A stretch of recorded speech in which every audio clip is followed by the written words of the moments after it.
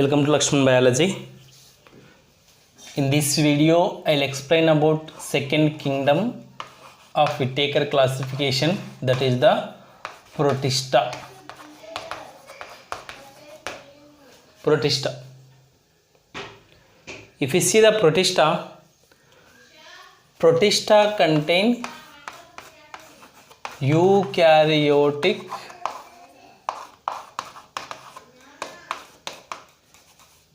unicellular organisms. Mostly those are present in the aquatic environment. Eukaryotic, all eukaryotic unicellular organisms are grouped in one kingdom, that is called as a Protista. If you observe the Protista mainly present in the aquatic environment. Already we know that eukaryotes means they contain the well-defined nucleus that is surrounded by the nuclear membrane. See, this is the nucleus. Surrounding to the nucleic acid, you can see the nuclear membrane. Apart from the nuclear membrane, it also contains different types of cell organelles like chloroplast, mitochondria, etc. They contain true nucleus which is surrounded by the nuclear membrane, which also contain different types of cell organelles. That is the character of eukaryotic. Unicellular means the entire organism made with the single cell. What is the difference between unicellular and multicellular? Multicellular means the organism is made with more than one cell. Unicellular means the organism is made with a single cell. Then there is one theory that will explain about the formation of eukaryotes, that is a endosymbiotic theory.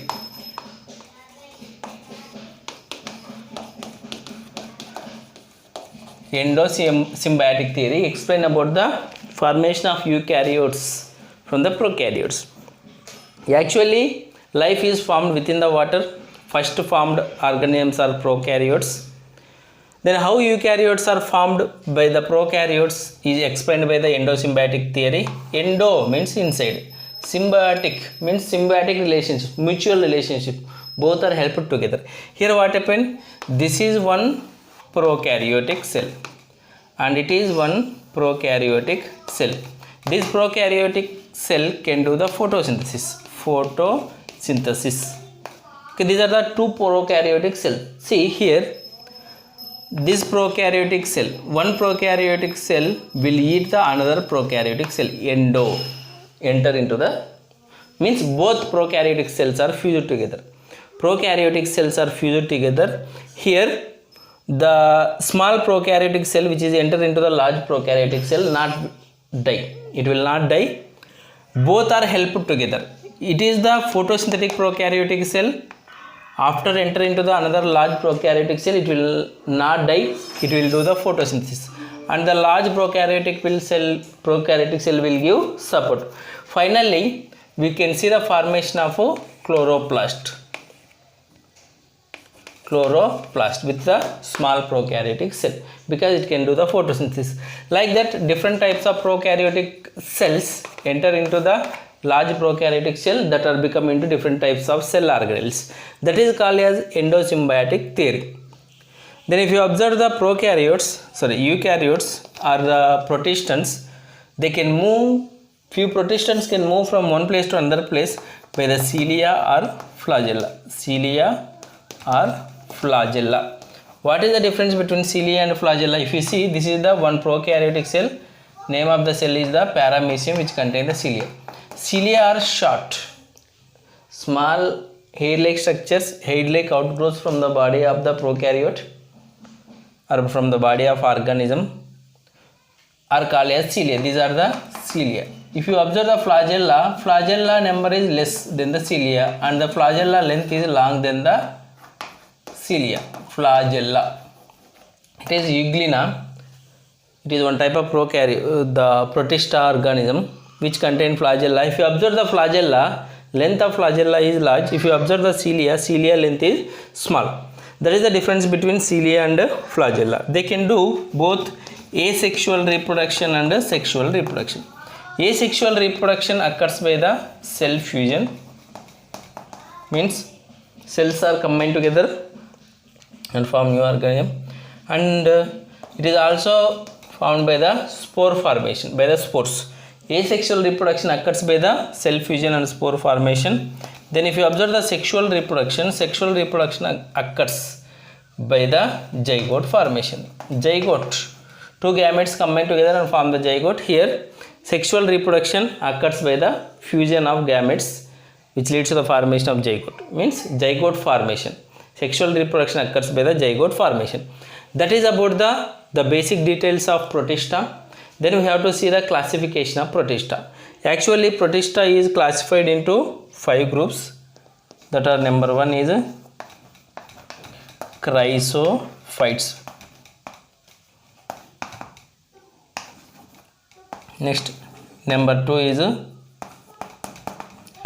Dinoflagellates. Chrysophytes, Dinoflagellates. Number 3 is Euglenoids. Next number 4 is slime moulds. Number 5 is protozoans. Okay, see here the Protista divided into 5 groups, that are Chrysophytes, Dinoflagellates, Euglenoids, slime moulds and the protozoans. Chrysophytes and Dinoflagellates are photosynthetic in nature. Euglenoids are the mixotropic. Euglenoids will show the mixotropic nutrition, means in the presence of sunlight they act as the photosynthetic organisms. In absence of sunlight, those act as the heterotropic organisms. Hence euglenoids will show the mixotropic nutrition. Remaining two, slime molds and protozoans, will exhibit the heterotropic nutrition. They will depend on another organism for their food. That are the 5 groups of protozoans. That are 5 groups of protists. We have to discuss one by one separately. First we have to discuss about Chrysophytes. After that we have to discuss about Dinoflagellates, then Euglenoids, slime molds and protozoans. First we will discuss about the Chrysophytes.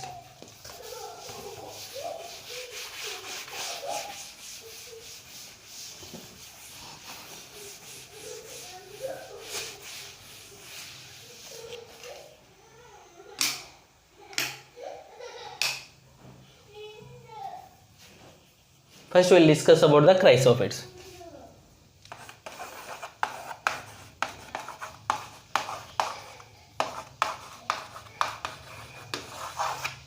Chrysophytes. Chrysophytes are microscopic.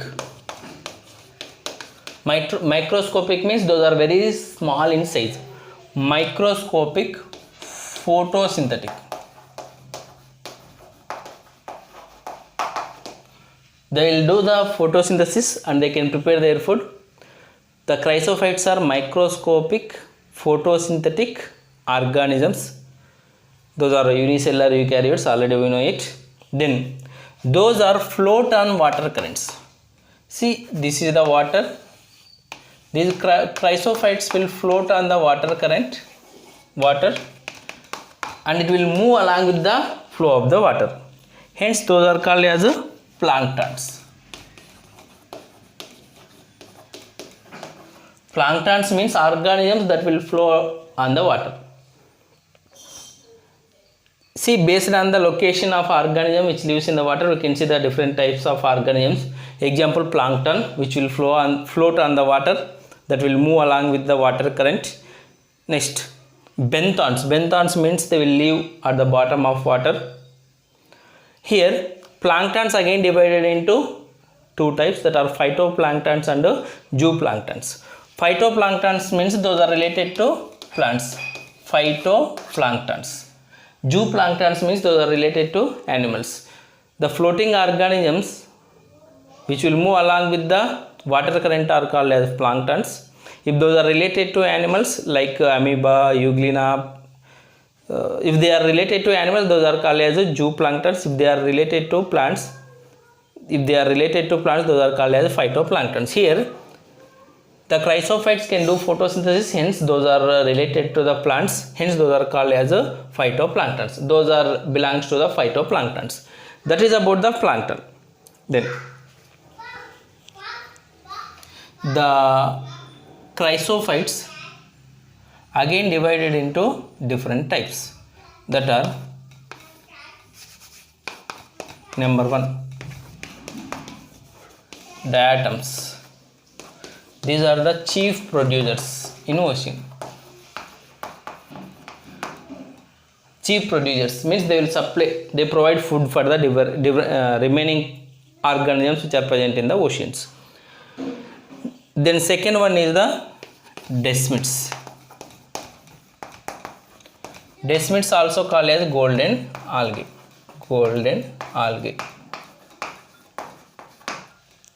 These are the two groups of chrysophytes. First one is diatoms, second one is desmids. First we will discuss about the diatoms, after that we will discuss about the desmids. First one, diatoms. Already we know it, the diatoms are chief producers in the oceans. If you see the diatoms, the structure of diatom,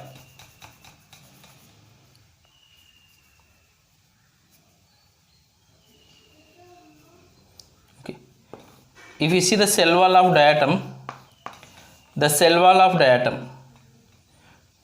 will form the two overlapping structures, that is epitheca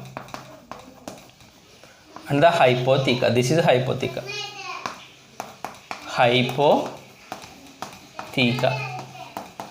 The cell wall of diatoms will form the overlapping structures, that is by epitheca and hypotheca. Hypotheca is overlapped on the epitheca. Then we can see silica within this cell walls. Silica is present within these cell walls. Actually here what happened, after the death of diatoms, the cell walls of diatoms will go and settle at bottom. Over millions of years, we can see the formation of one gritty soil. Gritty soil means sand. SiO2 means sand. The cell walls of the diatoms contain sandy nature. The cell walls are deposited under the bottom of water after the death. Over millions of years, it leads to the formation of the large mass of structures, that is called as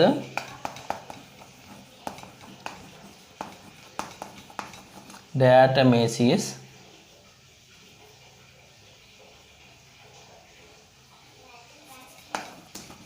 earth. What is diatomaceous earth? The cell walls of diatoms after death of the diatoms goes bottom of the sea water and settle at bottom over millions of years, which leads to the lot of diatoms will die and add on the bottom of soil, bottom of the sea water, that leads to the formation of one mass of structure, that is called as diatomaceous earth. It is the gritty, means it is a sandy. Because of that, those are used for the filtration. Example, this is the diatomaceous earth powder. Next we have to discuss about the dinoflagellates. If you observe the dinoflagellates also called as wiring wipes, because they contain two flagella.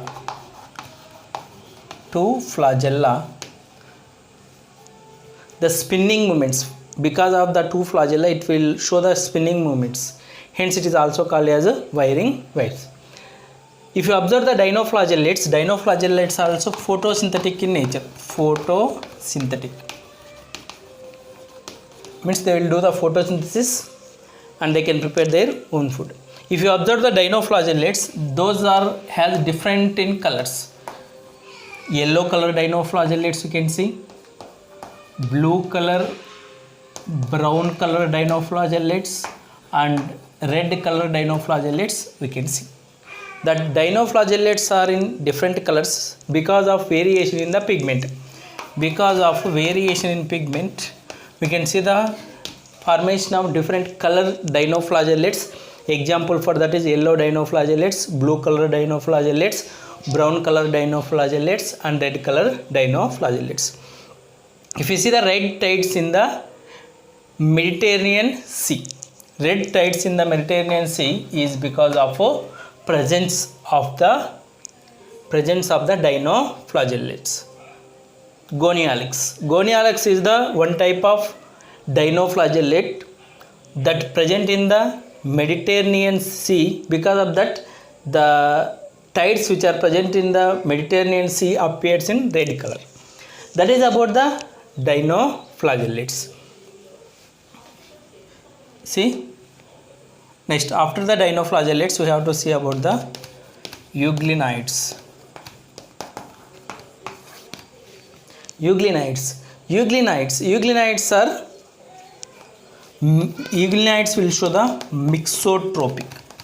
mixotropic nutrition. Means when there is a sunlight, they act as the autotrophs. They can do the photosynthesis. When there is no sunlight, those act as the heterotrophs. They contain chlorophyll, which is similar to the higher plants. Because of presence of chlorophyll, it will do photosynthesis in the presence of sunlight. If there is no sunlight, those act as heterotrophs. Those are mainly present in the fresh and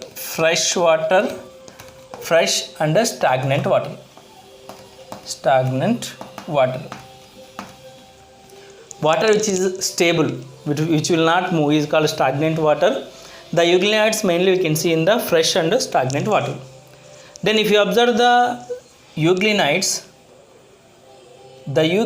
contain two flagella. This is the euglena or euglenids which contain two flagella. One is large, another one is short. This is the flagella. Then apart from that, we can see the flexible surrounding layer to the body, that is called as a pellicle.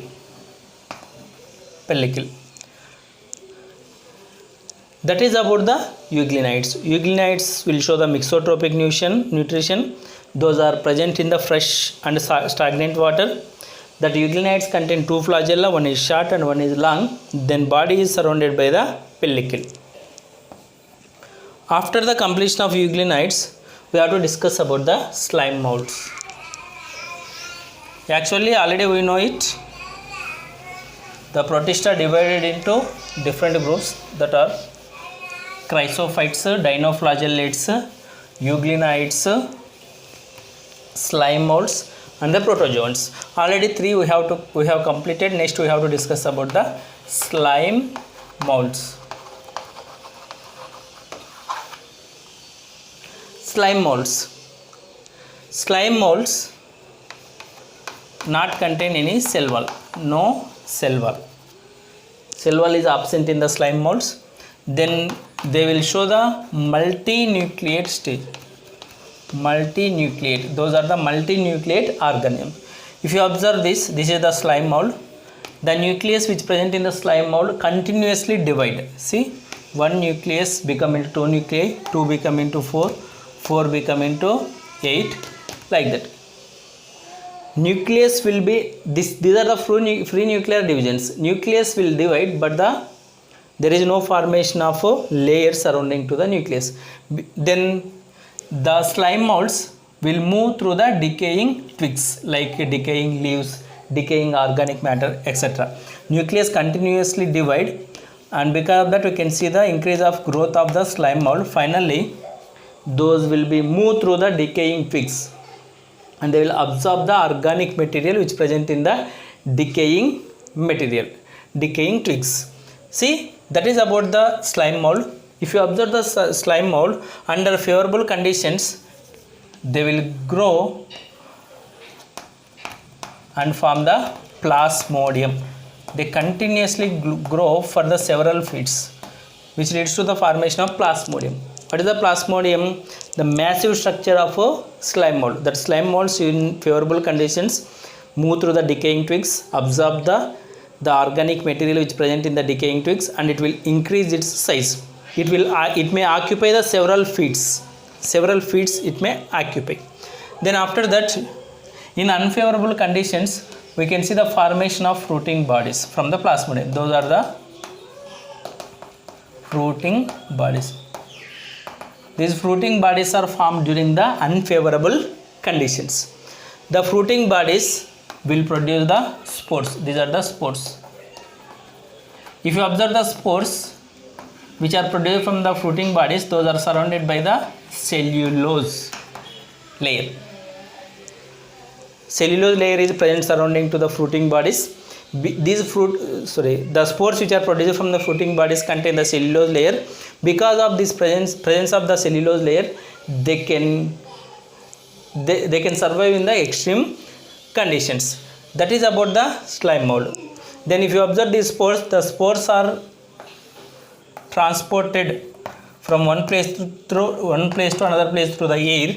After that, those are germinate and form the cells. That cells fuse together, again form the new slime mold. That is about the slime mold. Once again, if you observe the slime mold, those not contain cell walls, they will exhibit multinucleate stage. The slime molds move through the decaying twigs and engulf the surrounding material. During favorable conditions, they will grow and form plasmodium that will occupy the several feet. During the unfavorable conditions, we can see the formation of fruiting bodies from the plasmodium. That fruiting bodies will produce the spores. That spores are surrounded by the cellulose. Then that spores are transported one place to another place through the air.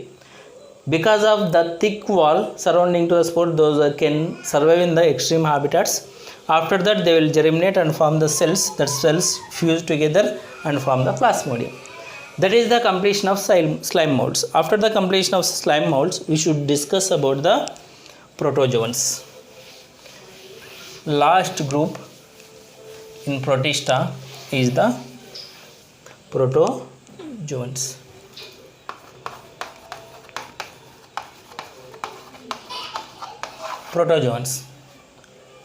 Protozoans are the eukaryotic unicellular heterotrophs. Slime molds also heterotrophs and the protozoans also heterotrophs. If you observe the protozoans, they contain the true nucleus with the nuclear membrane and another cell organelle, hence those are belongs to eukaryotes, and the body is made with single cell, hence unicellular. Then heterotrophs, because they cannot prepare their food, they will depend on another organism for food, hence those are the heterotrophs. All different cell organelles also you can see in the protozoans. Those are relatives to the animals, because animals are heterotrophs and the protozoans also heterotrophs. Then they are resembles to the animals. You can say that are primitive animals also. Protozoans you can say as primitive animals, because they will show the heterotrophic nutrition. If you observe the protozoans are again divided into different types based on the locomotory organs. Based on the organs which are used for the locomotion of organism, movement of organism from one place to another place are called as locomotory organs. Based on the locomotory organs, protozoans are divided in different types. That are number one is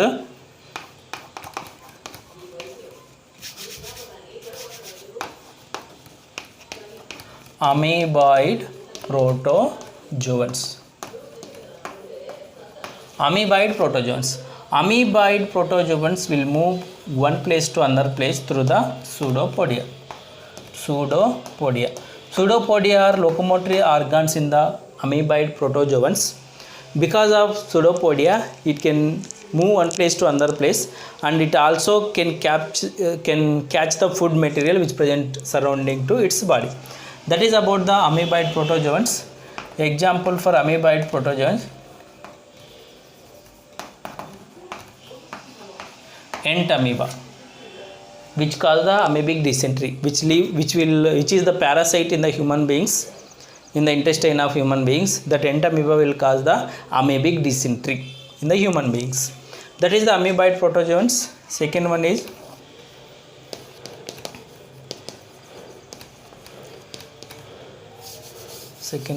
flagellated protozoans. Flagellated protozoans. They contain one or more than one flagella for the locomotion, and apart from that, flagella also used for the capturing of a prey. Flagellated protozoans contain flagella for locomotion and for the collection of prey. Example for that is a trypanosoma.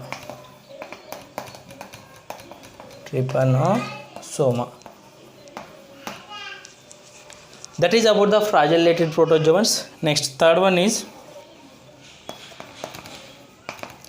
ciliated protozoans. Ciliated protozoans contain the cilia on its body. That cilia is helped for the locomotion and for the capturing of prey. This is the cilia. Cilia are locomotory organs in the ciliatory protozoans. Example for the ciliated protozoans is a paramecium. This is the paramecium. If you observe the paramecium, which contain cilia on its surface, then apart from that you can see the pellicle, protective coat surrounding to the body, pellicle. The opening of primitive pharynx you can see in the paramecium, or the digestive tract part is open outside, is called as a gullet. Actually it is like mouth in human beings. The food is enter into the paramecium body through this gullet. The coordinated movements of cilia helps to send food into the gullet. From gullet to food is enter into the food vacuoles, and digestion occurs inside the food vacuoles. That is about the ciliated protozoans. Once again, if you observe the protozoans are divided into 4 types based on the presence of locomotory organs. First one is amoeboid protozoans, which contain pseudopodia for locomotion.